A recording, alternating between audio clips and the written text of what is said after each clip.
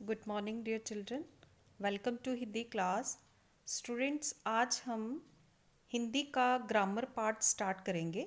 Reader book के दोनों chapters हमने पहले से कर लिए हुए हैं, तो आज हम ग्रामर करेंगे और ग्रामर में भी हम करेंगे लेसन नंबर 18।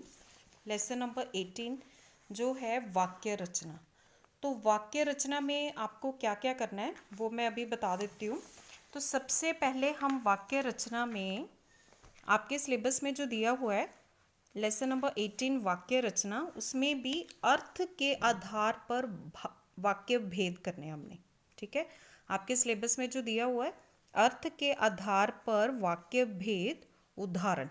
ठीक है, इससे पहले आपको पता होना चाहिए कि वाक्य होते क्या हैं। तो वाक्य क्या होते हैं? सार्थक शब्दों का समूह वाक्य कहलाता है। जो कि सार्थक शब्द होते हैं, देखिए जो शब्द होते हैं वो दो तरह के होते हैं, एक होते हैं सार्थक और एक होते हैं निरर्थक। तो सार्थक शब्दों का समूह वाक्य कहलाता है। फॉर एग्जाम्पल, उदाहरण, पहले तो ये पता होना चाहिए सार्थक शब्द क्या होते हैं। जो अर्थ के साथ में होते हैं उसे हम सार्थक शब्द कहते हैं। मीन्स जिन शब्दों का कोई अर्थ होता है उसे हम कहते हैं सार्थक शब्द। तो सार्थक शब्दों का समूह वाक्य कहलाता है।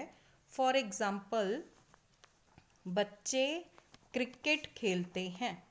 बच्चे क्रिकेट खेलते हैं, ये हो गया सार्थक शब्दों का समूह। तो ये क्या हो गया? एक वाक्य। ठीक है, जो सार्थक शब्दों का समूह हो वो वाक्य कहलाता है। तो जो वाक्य होते हैं उसमें भी आगे उसके दो पार्ट होते हैं। ठीक है, एक होता है उद्देश्य, एक होता है विधेय। वो मैं आपको ग्रामर बुक में बताऊंगी, लेकिन आपके सिलेबस में दिया हुआ है अर्थ के आधार पर वाक्य भेद, कि जो वाक्य हैं उसके कितने भेद होते हैं अर्थ के आधार पर बताना है, साथ में हमने उदाहरण करना है। तो अर्थ के आधार पर वाक्य के 8 भेद होते हैं। कितने भेद? 8 भेद। तो कौन कौन से, ये मैंने इस तरह से बताया हुआ है। सबसे पहले है विधानवाचक। विधानवाचक क्या होता है? जो कि एक सिंपल सरल वाक्य होता है उसे हम कहते हैं विधानवाचक। ठीक है, जो एक सरल वाक्य हो उसे कहा जाता है विधानवाचक। और फिर ये हो गया फर्स्ट। सेकंड हो गया निषेधवाचक। मीन्स जिसमें नहीं शब्द का प्रयोग किया गया हो उसे हम कहते हैं निषेधवाचक। देन आज्ञावाचक। मीन्स जिस वाक्य में कोई आज्ञा दी गई हो, कोई आदेश दिया गया हो, उसे हम कहते हैं आज्ञावाचक। देन प्रश्नवाचक। जिस वाक्य में कोई प्रश्न पूछा गया हो उसे हम कहेंगे प्रश्नवाचक। उसके बाद है इच्छावाचक। जिन वाक्यों में कोई इच्छा, शुभकामना या आशीर्वाद का भाव प्रकट किया गया हो उसे हम कहेंगे इच्छावाचक। आफ्टरवर्ड्स आपका नेक्स्ट वन है संदेहवाचक। संदेहवाचक वो होता है जिन वाक्यों में कोई संदेह अथवा कोई संभावना प्रकट की गई हो। ठीक है, कोई डाउट हो, संदेह बताया गया हो। फॉर एग्जाम्पल, जैसे कि शायद कल वर्षा हो, तो ये हो गया संदेहवाचक। देन संकेतवाचक। जिन वाक्यों में एक बात अथवा काम का होना या दूसरी बात का होना निर्भर करता हो, संकेत दिया गया हो, ठीक है, कोई इशारा किया गया हो, उसे कहते हैं संकेतवाचक। फॉर एग्जाम्पल, यदि बारिश हुई तो मैं समय पर लौट आऊंगी। संकेत दिया गया, इशारा दिया गया।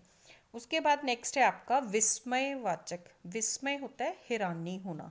जिन वाक्यों में कोई हैरानी प्रकट की गई हो, कोई विस्मय प्रकट किया गया हो, कोई शोक प्रकट किया गया हो, उसे हम कहेंगे विस्मयवाचक।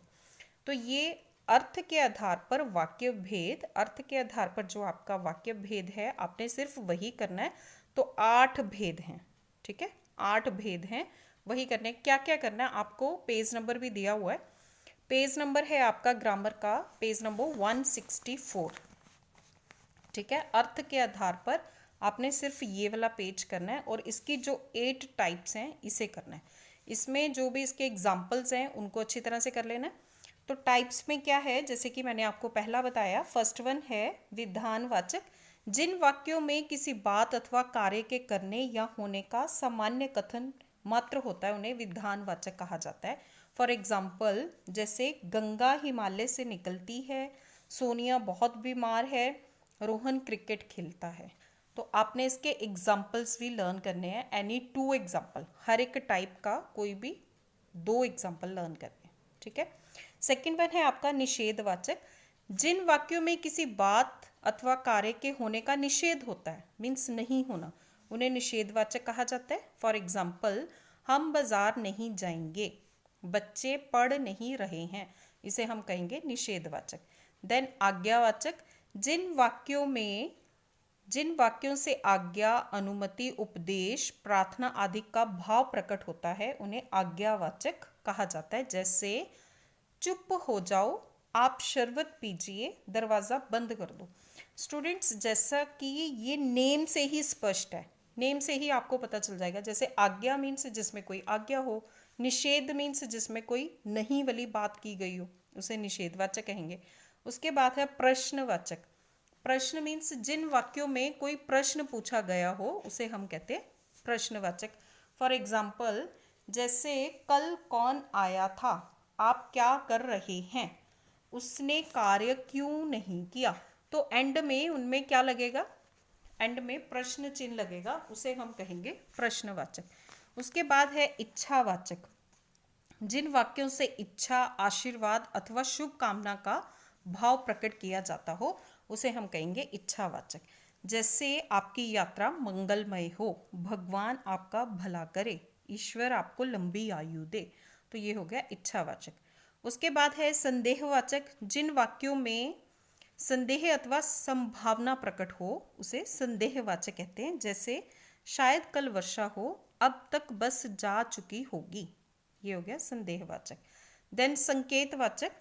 जिन वाक्यों में एक बात अथवा काम का होना दूसरी बात अथवा काम के होने पर निर्भर करता है, उन्हें संकेतवाचक वाक्य कहा जाता है, ठीक है।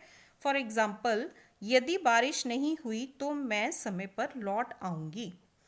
नेक्स्ट, यदि तुम परिश्रम करते हो तो अवश्य सफल होते, यदि उसने झूठ ना बोला होता तो उसकी नौकरी ना जाती। देन नेक्स्ट वन है आपका विस्मयवाचक। जिन वाक्यों से विस्मय, हर्ष, शोक, घृणा आदि भाव प्रकट होते हैं, उन्हें विस्मयवाचक वाक्य कहा जाता है।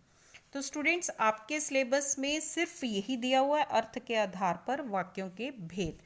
आपको इनकी जो डेफिनेशंस हैं, इनको समझना है, लर्न करना है, और मैक्सिमम 2 एग्जाम्पल्स हर एक सेंटेंस के या हर एक टाइप के आपने करने हैं, मैक्सिमम 2 एग्जाम्पल्स, ठीक है।